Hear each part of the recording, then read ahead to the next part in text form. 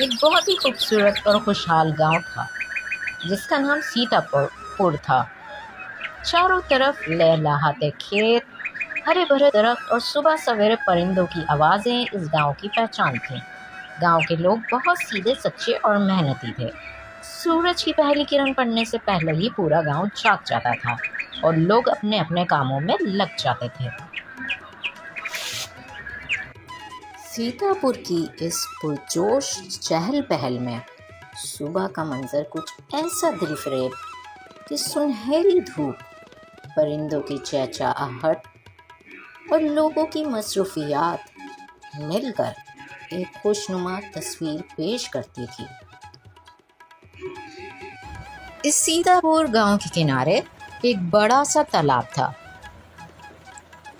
तालाब हरे भरे पेड़ों से घिरा हुआ था। सत्तू नाम का एक सीधा साधा, ईमानदार और मेहनती आदमी अपनी छोटी सी दुकान लगाकर रोज ताज़ी मछलियां बेचा करता था। सत्तू अपने अच्छे विचार और सच्चाई के लिए पूरे गांव में मशहूर था और गांव के लोग उस पर भरोसा करते थे। सत्तू की जिंदगी का सिर्फ एक ही मकसद था, ईमानदारी और सफाई। वो मानता था कि मेहनत से कमाया गया हर पैसा सबसे बड़ी दौलत होता है। हर रोज सुबह सूरज निकलने से भी पहले वो तालाब पहुंच जाता। साफ पानी में जाल डालकर ताज़ी मछलियां पकड़ता। तालाब से पकड़ी गई मछलियां तब भी फड़फड़ा रही होती थीं, जो मछलियों के ताज़ा होने का सबूत होता था। सत्तू कभी भी बासी मछलियां नहीं बेचता था, क्योंकि हर ग्राहक उसके लिए अनमोल था। सत्तू अपनी दुकान पर बैठा ग्राहकों का इंतज़ार कर रहा था।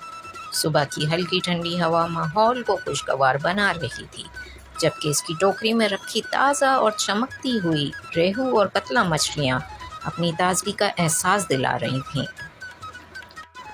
इतने में गांव के एक पुराने कस्टमर शामू काका अपनी खसूसी धीमी चाल के साथ आहिस्ता आहिस्ता चलते हुए दुकान की तरफ आते दिखाई दिए। श्यामू काका, आज तालाब से सीधी निकाली हुई रोहू और कतला मछली लाया हूँ, बिल्कुल ताजा और आला क्वालिटी की। वाह सतो मछली तो वाकई कमाल की है। जायका और ताजगी साफ नजर आ रही है, बस कीमत जरा ज्यादा है। काका, मैं कभी धोखा नहीं देता। बाजार में सस्ती बासी मछली भी मिल जाती है, मगर जायका और सेहत का असल मयार तो मेरी ही मछली में है। शाम काका खुशी खुशी अपनी मछली उठाए वहां से रवाना हो गए। वो जानते थे कि सत्तू कभी भी अपने कस्टमर्स के साथ धोखा नहीं करता है और ताज़ा मछलियाँ फरोख्त करता है। सत्तू का कारोबार अच्छा चल रहा था, लेकिन वक्त के साथ साथ गांव में बाहर के लोगों की आमद बढ़ने लगी। एक दिन अचानक उसकी दुकान के बिल्कुल साथ एक नई मछली की दुकान खुल गई। उस दुकान का मालिक बाबूराव था, जो बहुत सस्ती कीमत पर मछली बेच रहा था। अब गांव में एक नई जंग शुरू होने वाली थी। आओ भाई, आधी कीमत में बड़ी बड़ी मछली ले जाओ। आज का मौका दोबारा नहीं मिलेगा। जल्दी आओ, खत्म होने से पहले ले जाओ। आहिस्ता आहिस्ता लोग उसकी तरफ जाने लगे। उन्हें लग रहा था कि वो पैसे बचा रही हैं, लेकिन वो ये भूल रही थी कि वो सेहत और मियार खो रही हैं। गांव की एक शख्स शेठी भाई भी बाबूराव की दुकान की तरफ चले गए। ये मछली इतनी सस्ती क्यों है? सत्तू तो तुम्हें लूट रहा है। हमारी मछली देखो, बिल्कुल ठंडी और ठीक है। शेठी भाई ने सोचा कि सस्ती चीज बेहतर है और वो मछली ले गए। ये मछली पुरानी है, बासी है। लेकिन किसी ने उसकी बात ना सुनी। वक्त के साथ सत्तू की दुकान खाली होने लगी। जो लोग पहले उसकी दुकान पर कतार लगाते थे वो अब बाबूराव के पास जाने लगे। सत्तू बहुत परेशान था।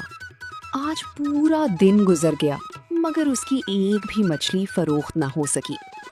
आखिरकार गुस्से और बेबसी में वो अपनी सारी मछली उठाकर घर ले आया। घर पहुंचते ही जब कश्मीरा ने ये देखा तो वो भी परेशान हो गई। मैं तुम्हें पहले ही कहती थी कि ये काम छोड़ दो। अब देखो हालात कितने खराब हो गए हैं। घर का खर्च चलाना मुश्किल होता जा रहा है। मुझे समझ नहीं आ रही कि हम आगे कैसे गुजारा करेंगे। भैया आप फिश कटाकट का काम क्यों नहीं शुरू करते? लोगों को ताज़ा मछली के साथ साथ तैयार मछली भी पसंद आती है, और अगर आप उसके साथ ताफतान और कुलचे भी रख लें तो शायद आपकी दुकान पहले से भी बेहतर चलने लगे। ये बात सत्तू के दिल को लग गई। वो कुछ देर खामोश रहा और सोचने लगा। फिश कटाकट, ये आखिर होता क्या है? मुझे तो इसकी रेसिपी भी नहीं मालूम। ओह गॉश भैया, आखिर मेरी ऑनलाइन कुलिनरी स्कूल की क्लासेस कब काम आएंगी? आप बिल्कुल फिक्र मत करें, मैं आपको सब कुछ सिखा दूंगी। आखिर ये कोई रॉकेट साइंस तो नहीं है। बस चंद दिन मेहनत करें, फिर देखिए आपकी फिश कटाकट और कुलचे पूरे गांव में मशहूर हो जाएंगे। अगले दिन सत्तू ताज़ा मछलियाँ ले आया ताकि घर में फिश कटाकट, कोलचे और नान तैयार कर सके। उसने सबसे पहले मछली को अच्छी तरह वॉश किया, साफ किया और फिर उसे मसालों के लिए तैयार करने लगा। सत्तू ने ताज़ा मसाले निकाले जिनमें लाल मिर्च, हल्दी, नमक, गरम मसाला, अदरक लहसुन का पेस्ट और खुशबूदार स्पाइसेस शामिल थीं। उसने मछली को उन मसालों के साथ अच्छी तरह मैरिनेट किया ताकि जायका अंदर तक पहुंच जाए। फिर सत्तू ने कढ़ाई गर्म की, मसाला भूना और मछली को उसमें डालकर आहिस्ता आहिस्ता पकाना शुरू किया। जैसे जैसे मछली मसालों में पकने लगी उसकी जबरदस्त खुशबू पूरे घर में फैलने लगी। उसके बाद उसने पकी हुई मछली को खास अंदाज में तैयार किया और फिश कटाकट बनाना शुरू किया। चम्मच और कढ़ाई की आवाज के साथ मसालों की खुशबू ने पूरा माहौल बदल दिया। बहन ने दूसरी तरफ तंदूर नुमा चूल्हे पर ताज़ा नान और कुलचे पकाए। गर्म नरम नान और मसालेदार फिश कटाकट का इम्तिजाज देखकर सबके मुंह में पानी आ गया। ये सिर्फ एक खाना नहीं था बल्कि सत्तू की मेहनत और नए सफर की शुरुआत थी, क्योंकि पहली बार उसके हाथ के बने हुए खाने की खुशबू ने लोगों को अपनी तरफ खींच लिया था। बीवी और बहन दोनों की खुशी की कोई इंतहा न रही। वो दोनों एक दूसरे को हैरत और मुसर्रत से देखने लगी, जैसे उन्हें यकीन ही ना आ रहा हो कि सत्तू ने इतना शानदार खाना खुद बनाया है। सत्तू के हाथ का बनाया हुआ खाना वाओ मोमेंट। उसकी खुशबू, उसका जायका और वो दिलकश प्रेजेंटेशन इतना एपेटाइजिंग था कि सिर्फ देखकर ही सबके मुंह में पानी आ गया। पूरा माहौल खुशबू से भर गया और हर चेहरे पर खुशी, फख्र और हैरत साफ झलक रही थी। फिर एक पड़ोसन शीला भाभी वहां आई। जैसे ही उन्होंने खाने की खुशबू महसूस की तो हैरत से पूछने लगी, अरे ये किस चीज की इतनी जबरदस्त खुशबू आ रही है? सत्तू ने मुस्कुराते हुए कहा, ये फिश कटाकट और नान है।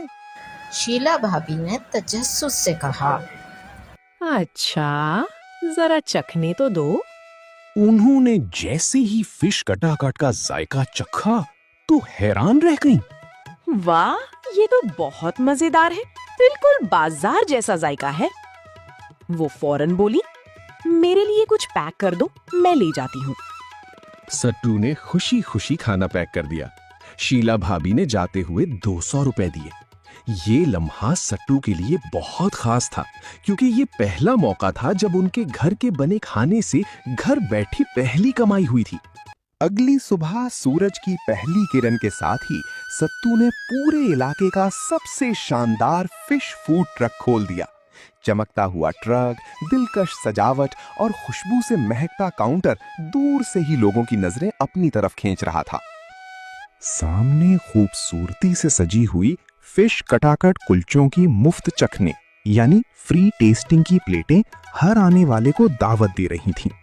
पहले लोग सिर्फ तजस्सुस में रुके, फिर एक एक नवाला चखा और अगले ही लम्हे उनके चेहरों पर हैरत और खुशी साफ नजर आने लगी।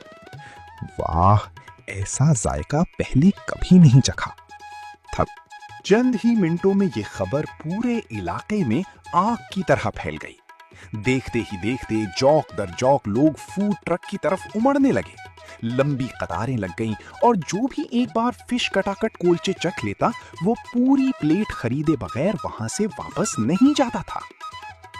बाबूराव, सारे लोग सत्तू के नए फिश फूड ट्रक पर जा रहे हैं। अस्टॉनिशिंग! ये सुनते ही बाबूराव खुद वहां पहुंच गया। दूर से ही लंबी कतारें, खुशबू से महकता माहौल और लोगों का जोश देखकर वो हैरान रह गया। उसने भी एक प्लेट फिश कटाकट कुलचे चखे। पहला ही नवाला लेते ही उसकी आंखें हैरत से फैल गईं। वाह, ये तो वाकई लाजवाब है। चंद लम्हे खामोश रहने के बाद वो मुस्कुराते हुए सत्तू के पास आया और बोला, भाई तुमने तो कमाल कर दिया। ऐसा जायका मैंने आज तक नहीं चखा। और इसी दिन सत्तू ने जिंदगी का सबसे कीमती सबक सीखा। कामयाबी सिर्फ सख्त मेहनत से नहीं मिलती, बल्कि सही वक्त पर दुरुस्त फैसला करने, बदलते हालात के साथ खुद को ढालने और कभी हिम्मत ना हारने वालों के कदम चूमती है। अगर आपको ये कहानी पसंद आई हो तो इसे अपने दोस्तों के साथ जरूर शेयर करें।